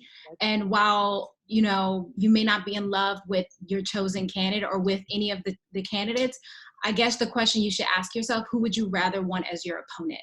Would you rather want your opponent who actually believes in science, who can read, who is movable, or would you want someone who is fully rooted in their racist ideology? And for me, so for those who are watching, I would encourage you to vote locally, nationally. I would also encourage you to vote for things as small as your school board council. All of those things matter, because Black people identities don't just live in one experience. There's so many intersectionalities that impacts our lives. So I can be reached on Jamira Burley anywhere and everywhere, and I look forward to continue to stay a part of this community. Thank you, Jamira, so much for everything you do and for joining us tonight. Marquese Avarett. Come on, preacher. Hey. You should be a preacher. I want to thank you again for having me here. I want to go back to something Jamira said earlier, that representation doesn't mean anything. We have to stop electing candidates just because they're Black, or because they stop by our church, or because they come to the gala, they stop by the balls. We need candidates who offer our community concrete goals for what will they do while they're in office. The best thing I think that we can do as people is to start attending our city council meetings, our school board meetings, our state legislative sessions. And I think that the word for the day that I would choose would be accountability, is that we have to hold our Black elected officials accountable. Our standards have to move past what color is their skin to what are they doing for our community and what is the content of their character. Thank you, Doc. Thank you. And how can people get in touch with you? Marquese, my nickname is Skinny, so Marquese Skinny Avarett across all social media. And just like everybody else said, I look forward to being a part of this huddle. into continuing to network and taking this thing on to a higher ground. Thank you, sir. Thank you for all you do. Thank you for your voice, and thank you for joining us this evening. Thank you. I see Reverend McCall. He was just here. I'm going to unmute you. I spoke briefly about what you were doing on the ground here. He's of the Crisis Action Center, and he's also a NAN baby. But we were talking about what justice looks like, and we were also talking about NYPD enforcing social distancing using aggressive policing, and basically what de Blasio ended up doing from that. Let's hear from Brother Kevin McCall, Reverend Kevin McCall from the Crisis Action Center. Thank you, Ashley. Hello, NAN family.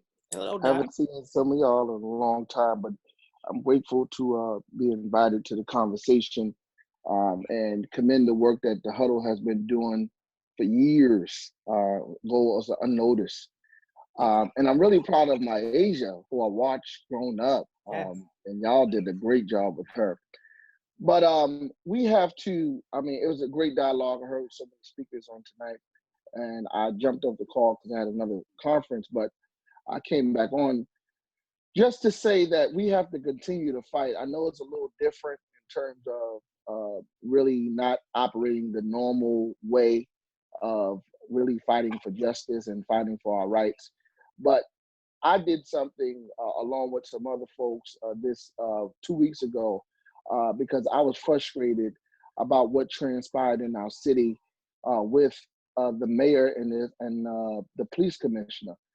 And I really had to go into prayer because I was frustrated because I seen all these videos and I was like, man, they lucky we can't go on the street like we used to. I was ready to do a die-in. I was ready to shut stuff down.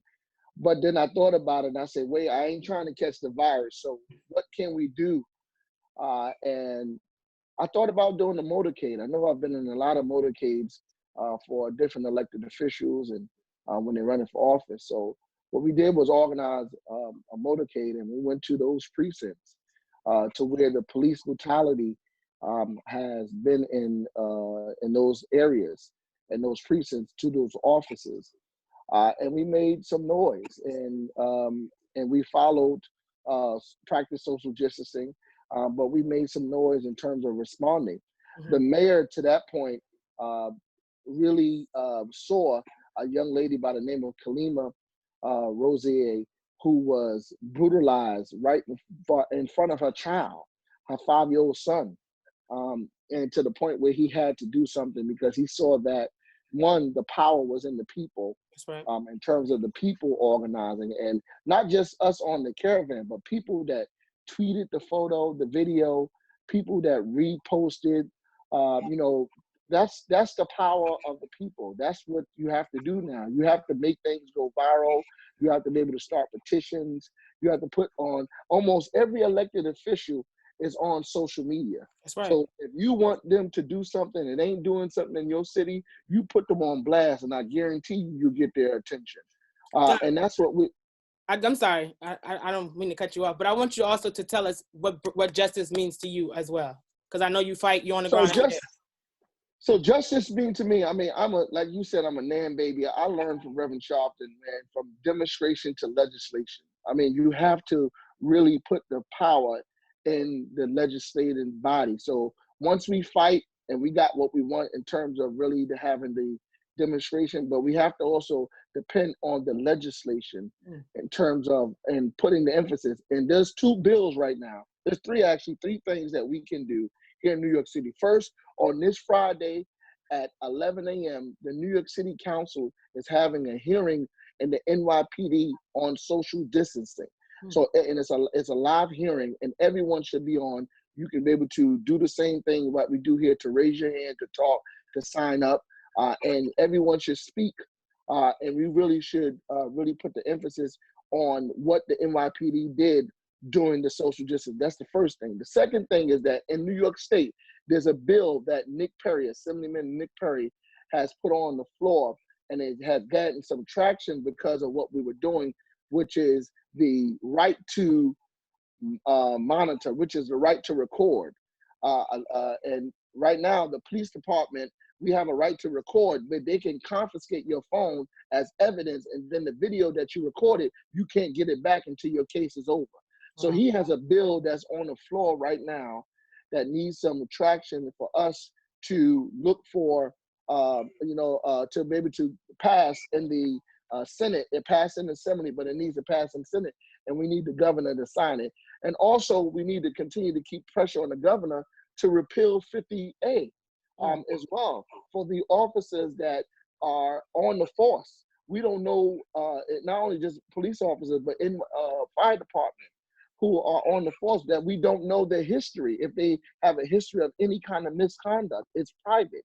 So we need to just do those three things in New York City in terms of really putting the pressure on and starting campaigns. While we're home, we can pick up the phone. While we're home, we can write and sign. It's just a click of the button to sign a petition. While we're home, we can continue to keep the pressure on the powers that be to get the things that we want. So from demonstration to legislation. So let your father know I didn't forget. Thank you, Doc. That was thank you. And thank you for your efforts that you do every day. Thank you for your voice. And thank you for joining us tonight, Reverend McCall, the Crisis Action Center. We would like to hear from Malaysia Freeman, our president, your closing thoughts and your solution. Ms. Malaysia. Malaysia?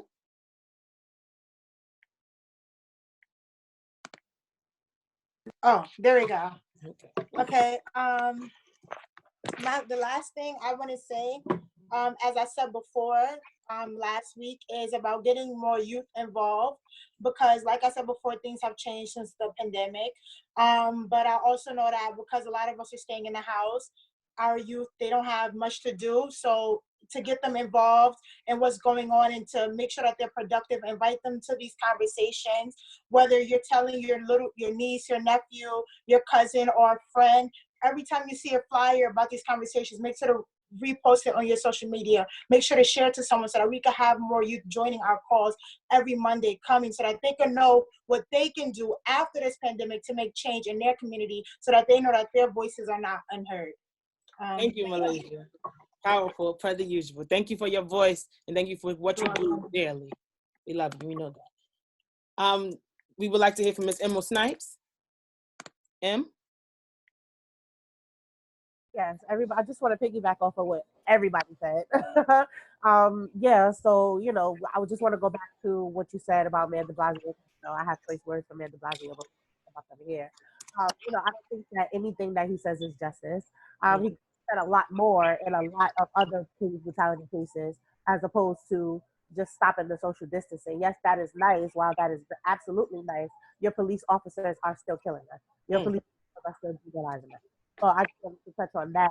I think that anything that he says is justice until he actually stands up for the Black communities and stand up for the people who elected him into office.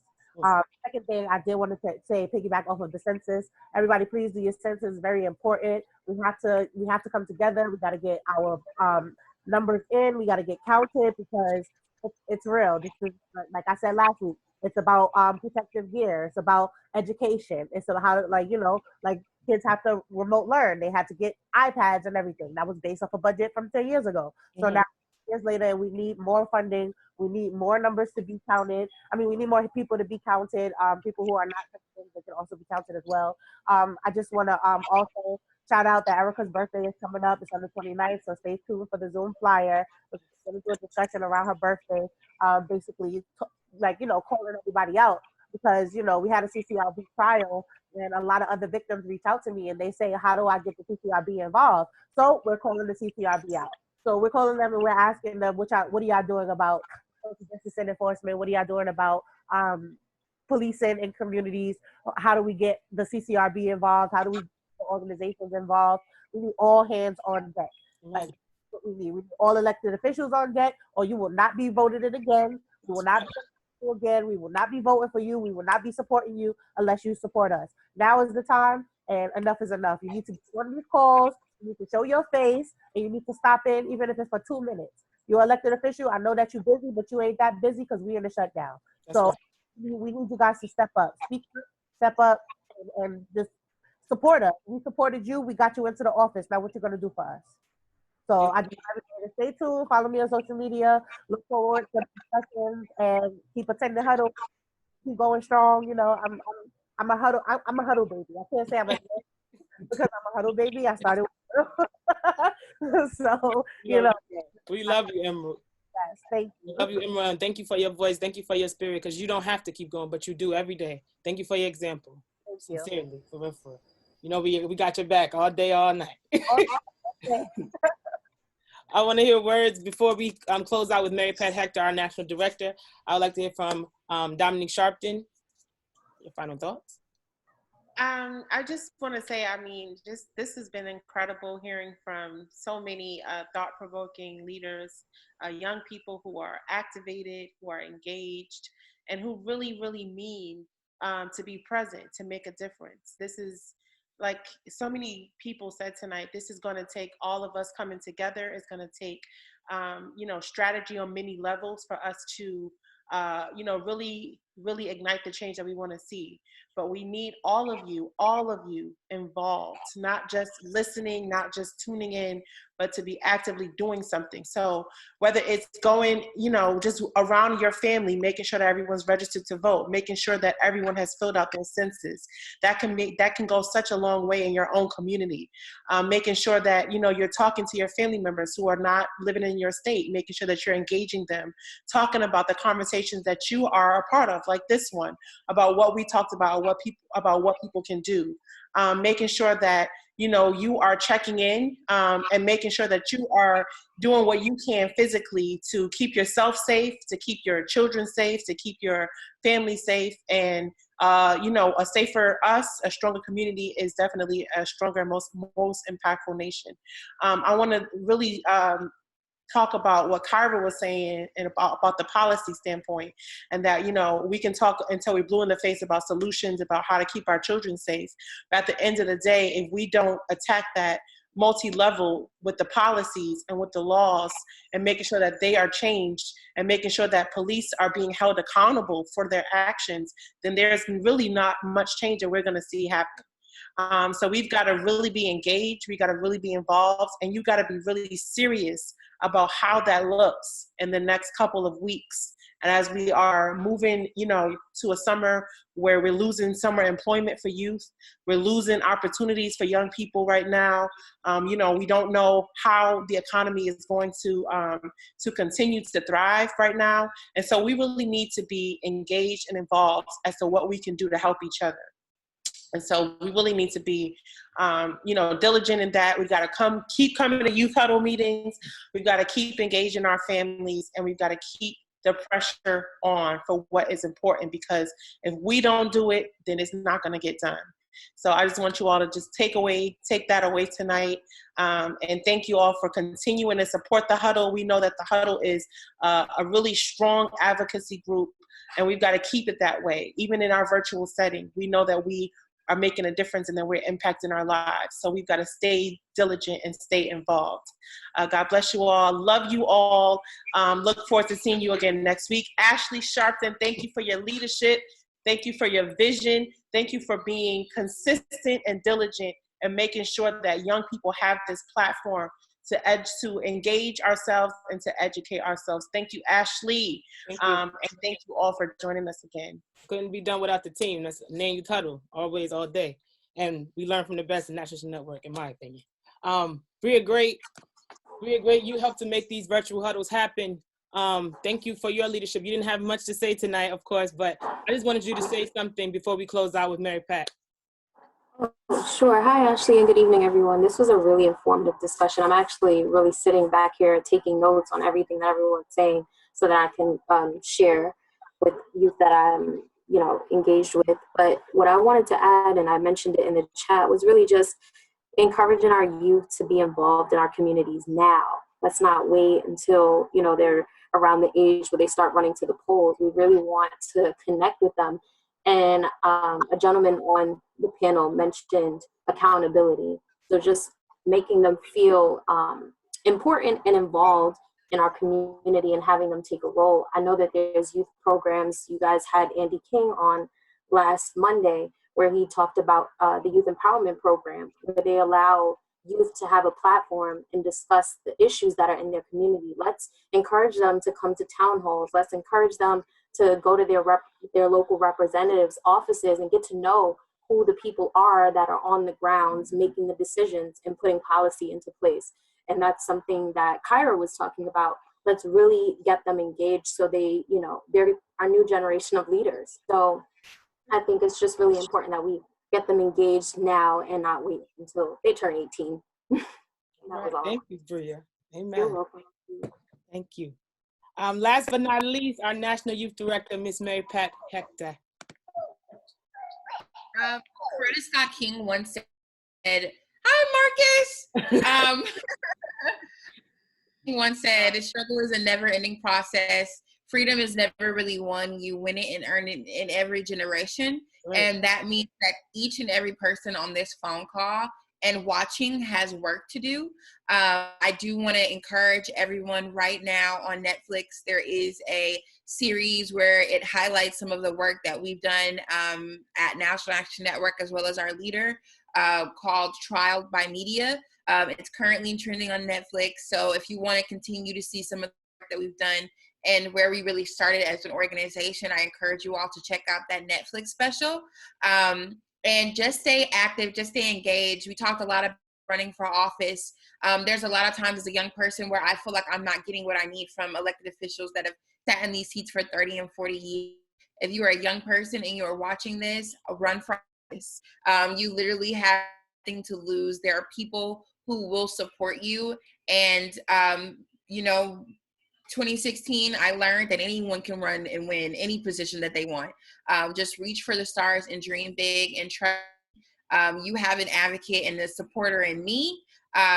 You know, National Action Network is nonpartisan, so I'm not going to be partisan. We'll say, run for office. You can do it. You can win. Also, at 9 o'clock, I encourage you all to check another documentary called The St. Louis Superman by a Ferguson activist who we all know and love in the gun violence prevention space, Bruce Franks. He's amazing. So at 9 p.m. on MTV, check him out. And don't be afraid to, don't feel like you need permission to be great. Don't feel like you need permission from adults to get involved. You don't. There are young change makers on this call and all across the country that are willing to support and uplift your voice. And don't be afraid to dream big. You can truly change the world now. And join our family at National Action Network. I know a lot of people talked about how they grew up in this organization. Once you come, you never leave. And that's just the truth about it. Emerald and everyone else kind of knows that. So just join our family and get involved. Thank you so much. Well, that was amazing. There's nothing else to add. This was a great huddle tonight, and I appreciate everybody who lended us your voices. Watch it, share it, take down notes. We're going to be sending some things because there was a lot of jewels that was dropped tonight. But there's some links that I just need to make sure that are accurate. Thank you again, everyone. Join us next Monday. We'll be at 5 o'clock because Reverend Sharpton is having a webinar at 7:30. I believe, on next Monday, and also on June 1st. But thank you. Like Mary Pat said, you can check us out on nationalactionnetwork.net. And at 9 o'clock, we're gonna all be watching MTV. So we gotta get off, it's 8:54, we got 6 minutes. I got this idea, I must say, from Daughters of the Movement webinars every Thursday. Daughter of the Movement, Dominic is a part of that. But they end in song. So I wanted to bite off of them. And one of my favorite singers is on the call, my mom. I wanted to close out with her singing a rendition of We Shall Overcome as we close out. Momsis. We shall overcome someday. We shall overcome someday. We shall overcome, Lord, one day. Ooh, deep in my heart, I do believe that we shall overcome someday. Thank you, Momsis. Thank you. And we shall overcome. come. Thank you all tonight. I'm going to unmute everybody so everyone can say hello. And thank you again, everyone, for joining us tonight. We love you. Join us next Monday. If you have a topic that you want us to discuss, if you have a speaker that you want to hear from, please email nanyouthhuddle@gmail.com. And we're looking forward to considering it and to continuing huddling up for change. Let's continue to fight for the justice that we deserve so much and so dearly. Shout out to you, Marquese. I'm unmuting everyone. Thank everybody. God, it's so good to see y'all. Miss y'all. What's the word? Much for you.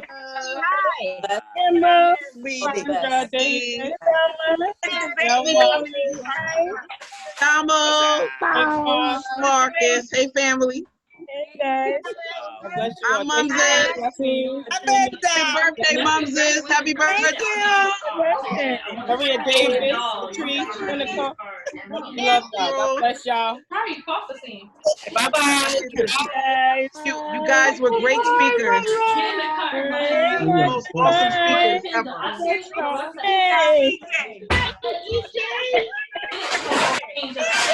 Say well, Sandra.